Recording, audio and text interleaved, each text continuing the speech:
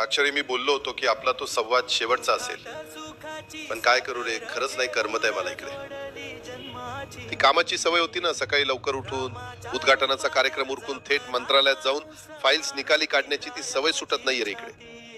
आता इकडे निवांत असतो मी, पण माझं लक्ष मात्र तुमच्याकडे आणि माझ्या महाराष्ट्राकडेच असतं. आज 13 दिवस झाले. तुम्ही सगळ्यांनी या 13 दिवसात माझं दर्शन घेतलं असेल त्या कलशारूपी.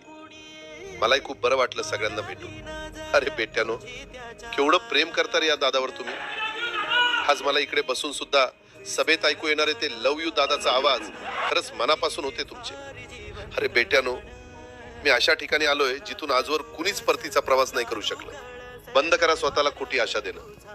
नियतीचा हा खेळ आपण नाही बदलू शकत. कधी कधी वाटतं अजून काही वेळ मिळायला पाहिजे होता. जाता जाता तुम्हाला घट्ट मिठी मारून निरोप घेतला असता. काळजी नका करू, मी सुखरूप पोहोचलो इकडे. सुनेत्रा, दादांना साबुदाण्याची खिचडी आवडते, माझ्या हातची पुरणपोळी आवडते. खरंच तुझ्या हाताची पुरणपोळी आणि साबुदाण्याची खिचडी आठवतीये. ती चव इकडे कुठं मिळणार. इकडे आम्ही सगळे सोबत असतो. बाळासाहेब आहेत, विलासराव आहेत, आपले आबा आहेत, गोपीनाथ साहेब पण असतात. परवाच आमचं बोलणं झालं. विलासराव विचारत होते, अरे अजित, कसा आहे रे माझा रितेश. आबा पण कौतुकानं बोलले, माझा रोहित आता परिपक्व नेता झालाय, लोकांसाठी झटतोय, जनतेची कामं करतोय. पण इकडे आल्यावर सगळ्यांच्या मनात एकच खंत होती, अरे अजित, ही वेळ होती का इकडे यायची.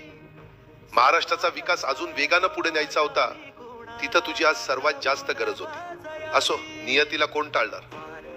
पण आज पुन्हा एकदा तुमच्याशी बोललो आणि मनाला खूप उभारी मिळाली. आपण असंच अधूनमधून बोलत जाऊया. विसरून नका जाऊ या दादाला.